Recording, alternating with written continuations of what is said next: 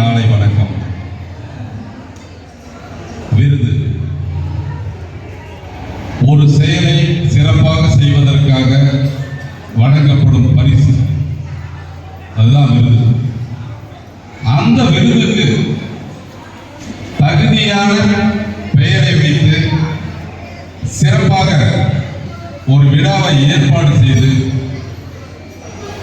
எளிமையாக பிறந்து எளிமையாக வளர்ந்து ஒரு சரித்திரம் படைத்திட்ட ஒரு புரட்சி கலைஞன், ஏழைகளின் தொண்டனாக வாழ்ந்து தன்னை சார்ந்தவர்களுக்கும் தன்னை வளர்ந்தவர்களுக்கும் உதவிகரமாகவே இருந்து வாழ்ந்து மறைந்த புரட்சி கலைஞர் விஜயகாந்த் அவர்கள் நினைவில் இந்த விருதினை ஏற்பாடு செய்திருப்பது விருதுக்கே பெருமையான விஷயம்.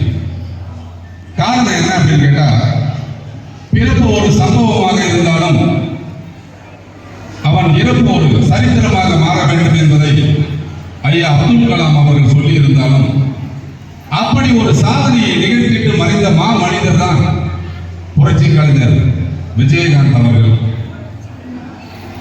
இன்றைய வயதில் நம்ம தெரிஞ்சிக்காத விஷயங்கள், கக்கன் வாழ்ந்தார், காமராஜர் வாழ்ந்தார், முத்துராமலிங்க தேவர் வாழ்ந்தார், இப்படியெல்லாம் நம்ம தெரிஞ்சுக்கிறபடி அவங்க நம்ம பார்க்கக்கூடிய வாய்ப்பு இல்லை. என்ன காரணம்? நமக்கு அந்த வயது இல்லை.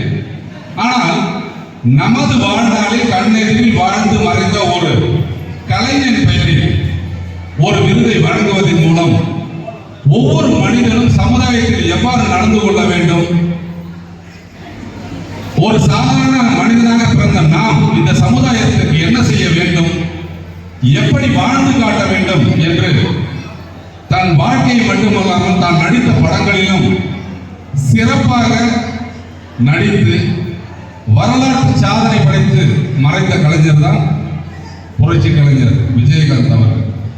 அவர்களை நினைவு கூறும் வகையில் இந்த விழாவை ஏற்பாடு செய்து அவர் பெயரில் விருது வழங்கி அவரை கௌரவப்படுத்துவது மட்டுமல்லாமல் அவர் பாதையில் நீங்களும் சமுதாய பணி ஆற்றிவிட வேண்டும் என்ற ஒரு நல்ல நோக்கத்தோடு இந்த விழாவினை ஏற்பாடு செய்திருக்கும் கேப்டன் பாஸ்கர் அவர்களுக்கும் சண்முகம் அவர்களுக்கும் முதற்கண் வாழ்த்துக்களை தெரிவித்துக் கொள்கிறேன்.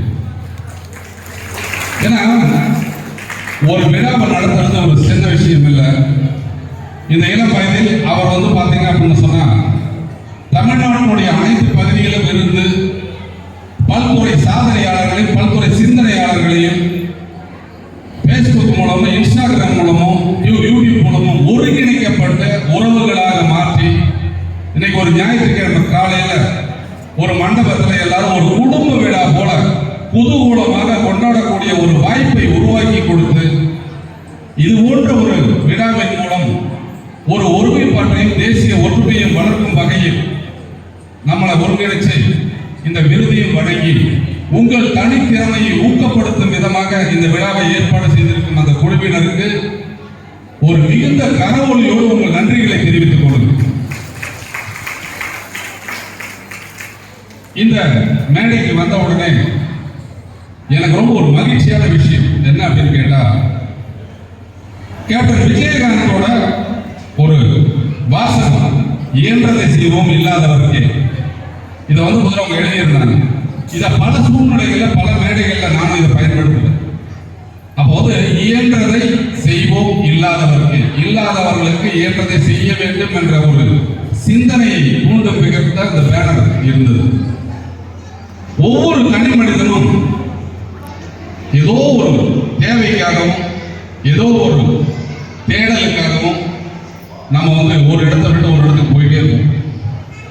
ஆனால் அடிப்படையாக நமக்கு தேவைப்படுவது பணம். அப்ப பணம் சம்பாதிப்பதை மட்டுமே நோக்கமாக கொண்டிருந்தாலும் ஒரு அளவுக்கு மேல நம்ம பணம் சம்பாதிக்கப்படும் போது அந்த பணத்தை பாதுகாப்பதற்கு சிரமப்பட வேண்டிய ஒரு சூழ்நிலை. அதனால சம்பாதிக்கிற காலத்திலே தர்மங்களை செய்ய வேண்டும். தர்மங்கள் மூலம் இல்லாதவர்கள் வறியவர்கள் பாதுகாக்கப்பட வேண்டும் என்ற ஒரு சிந்தனையை தான் இந்த நடிகர் உலகத்திற்கு சொல்லிட்டு போனார். இந்த மாதிரி மனிதர்களுக்கு ஒரு சிலர் மட்டும்தான் பிறந்தும் இறந்தும் இருக்கிறார்கள். மற்றவர்கள் எல்லாம் சுயநலத்தோடு வாழ்ந்து சுயநலத்தோடு மறைந்திருக்கிறார்கள். இந்த விழாவில் நாம எடுக்கக்கூடிய ஒரு சின்ன விஷயம் என்ன அப்படின்னு கேட்டீங்கன்னா, இந்த சமுதாயம் என்பது நாமும் நம்மை சார்ந்தவர்களும் தான். இந்த சமுதாயத்தை கட்டமைக்க வேண்டிய பொறுப்பு ஒவ்வொரு தனி மனிதரிடம் இருக்கிறது. அப்போ இது போன்ற விருதுகள் எதுக்காக வழங்குறாங்க அப்படின்னு கேட்டா, ஒருவரை ஊக்கப்படுத்துவதற்காக தான். பள்ளி பருவங்கள்ல ஒரு கேம் நடக்கும், இல்லை ஒரு போட்டி ஏதாச்சும் நடத்தினாங்க அப்படின்னு சொன்னா நம்ம ஜெயிச்சோம்னா அதுக்கு பென்சில், பேனா, நோட்டு இந்த மாதிரி சின்ன வயசுல நம்ம கொடுத்துருப்பாங்க. ஆனால் வளர்ந்த பிறகு நமது திறமைகளை அங்கீகரிப்பதற்கு யாரும் இல்லை.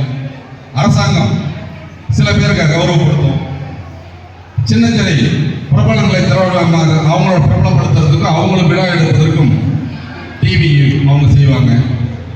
ஆனால் இந்த சமுதாயத்தில் ஒருங்கிணைக்கப்பட்ட உறவுகளாக இருக்கின்ற இந்த இன்ஸ்டாகிராம், ஃபேஸ்புக் நண்பர்களை ஊக்கப்படுத்தவோ கௌரவப்படுத்தவோ ஒரு தனி அமைப்பு இல்லை. இது போன்ற சின்ன சின்ன அமைப்புகள், விழாக்கள் தான் நம்மை ஒருங்கிணைத்து நமது மகிழ்ச்சியை நண்பர்களுடன் பகிர்ந்து கொள்ளும் ஒரு உன்னதமான ஒரு உணர்வை ஏற்படுத்துகிறது. நட்புக்கு இலக்கணம், அந்த நட்பின் மூலம் எப்படி வளர்ந்தார் விஜயகாந்த் அப்படிங்கிறது ஒரு சிலருக்கு தெரியாது. அவருக்கும் ஒரு நண்பர் இருந்தார், இப்ராஹிம் ராவுத்தர். ராவுத்தர் நண்பர் மூலம் தான் அவர் நிறைய படம் எடுத்து அவர் நல்லா வளர்ந்தார். அந்த நட்பு பிரிஞ்சதுக்கு அப்புறம் அவருக்கு ஒரு பெரிய சரிவும் ஏற்பட்டது. அப்ப நட்பு என்பது எவ்வளவு உறுதியானது, அவர் எவ்வாறு இருக்க வேண்டும் என்பதும் தலைவர் விஜயகாந்தோட நண்பர்கள் வாழ்ந்த விதம் உங்களுக்கு தெரியும். லியாகத் அலி கான், ராவுத்தர் இவங்கெல்லாம் அவருடைய வாழ்வில் மறக்க முடியாத தருணங்களை உருவாக்கி கொடுத்தவர். அதுபோலதான் இந்த அரங்கில் நட்பு என்ற ஒரே ஒரு வளையத்தால் மட்டுமே இணைக்கப்பட்ட உறவுகள் தான் இங்கு அமர்ந்திருக்கிறீர்கள். உங்களை எல்லாம் மகிழ்விக்கும் விதமாக கேப்டன் பாஸ்கர் அவர்கள் உங்களை எல்லாம் ஊக்கப்படுத்தும் விதமாக இந்த விருதினை வழங்கி கௌரவப்படுத்த இருக்கிறார்கள்.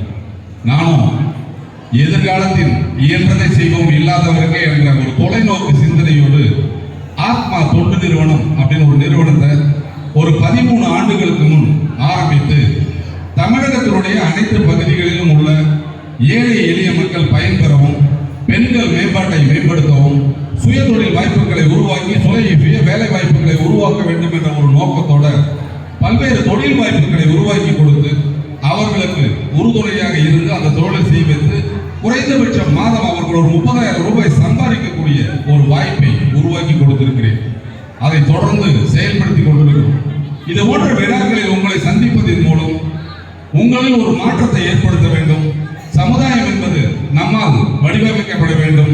எதிர்கால சந்ததிக்கு நல்லது ஒரு சமுதாயத்தை உருவாக்கி கொடுக்க வேண்டிய பொறுப்பு ஒரு தனி மனிதனான நமக்கு இருக்கிறது என்பதை உணர்த்திட வேண்டும் என்ற ஒரு நோக்கத்துல தான் இது போன்ற விழாக்களுக்கு அழைப்பு வரும்போது தவிர்க்க முடியாது. நான் தவிர்க்கவே மாட்டேன், உடனடியாக சரி என்று சொல்லி கலந்துக்கிறோம். உங்களை எல்லாம் சந்திப்பதில் ஒரு மகிழ்ச்சியான விஷயம் என்ன அப்படின்னு கேட்டீங்கன்னா, நீங்கள் எல்லாம் எதிர்கால இந்தியாவை வடிவமைக்கக்கூடிய பொறியாளர்கள். எதிர்கால இந்தியா சிறப்பாக அமைய வேண்டும் என்றால் உங்களில் இருந்து அந்த செயல் மாற்றம் பெற வேண்டும். உங்கள் பகுதியில் உள்ளவர்களுக்கும் வேலைகளை பெற்ற இளைஞர்களுக்கும் நீங்கள் தொழில் வாய்ப்பை, வேலை வாய்ப்பை உருவாக்கி கொடுத்து இயன்றதை செய்யுங்கள் இல்லாதவருக்கு. இந்த ஒரு கொள்கையோடு ஒவ்வொரு தனி மனிதனும் நீங்கள் செயல்படுவீர்களானால் இந்த சமுதாயம் ஒரு நல்ல சமுதாயம் மாறும். இன்றைக்கு பார்க்கலாம், நிறைய கொலை, கொள்ளை, கற்பழிப்பு, கள்ளச்சாராயம் இது போன்ற விஷயங்கள் நடக்குது அப்படின்னு சொன்னா இதெல்லாம் நம்ம சமுதாய சீரழிவுக்கு காரணம் என்னன்னு கேட்டீங்கன்னா, நமக்கு என்ன அப்படின்னு நம்ம தட்டி போறதுனாலதான். ஒவ்வொரு தனி மனிதனும் தன்னை சுற்றி இருக்கக்கூடிய அந்த சமுதாய சீரழிவை தட்டி கேட்க வேண்டும். நம்ம சமுதாய பாதுகாப்பு என்பது நம்முள் உள்வாங்கி கொண்டு நாம் செயல்படுத்த வேண்டும். இதையெல்லாம் நம்ம செய்யணும் அப்படிங்கிறதுக்காக நம்ம பார்த்தீங்கன்னா நிறைய பொறுப்புகளை எடுத்துருக்கிறோம். இப்போ ஆத்மா தொண்டு நிறுவனம் நடத்துறோம். தொழிலாளர்கள் மேம்பாட்டுக்காக நாங்கள் ILTC ஒரு தொழிற்சங்கத்தினுடைய பொருளாளராக பொறுப்பேற்றிருக்கிறேன். அப்போ சமுதாய சேவையை செய்ய வேண்டும் அப்படிங்கிற ஒரு நோக்கத்தை எடுத்துட்டோம்னா உங்களுக்கு உண்டான வாய்ப்புகளை நீங்கள் உருவாக்குங்கள். கிடைத்த வாய்ப்புகளை பயன்படுத்தி இந்த சமுதாயத்திற்கு சேவை செய்யுங்கள். இது போன்ற விழாக்களை உங்கள் பகுதியில் நீங்கள் நடத்துங்கள். ஒருங்கிணைக்கப்பட்ட உறவுகளால் மட்டும்தான் தேசிய ஒருமைப்பாட்டை வளர்க்க முடியும். ஒருமைப்பாட்டால் மட்டும்தான் நம்ம சமுதாயம் சீர்படும். நல்லதொரு சமுதாயத்தை உருவாக்க வேண்டும் என்றால் இங்கு அமர்ந்திருக்கும் நல் உள்ளங்கள் உங்களால் இயன்றதை செய்யுங்கள் இல்லாதவருக்கே. இந்த விழா சிறப்பாக நடக்க இறைவனை வேண்டி இந்த விழாவை ஏற்பாடு செய்த சண்முகம் மற்றும் கேப்டன் பாஸ்கர் அவருக்கு மீண்டும் நன்றி கூறி விடைபெறுகிறேன். நன்றி, வணக்கம்.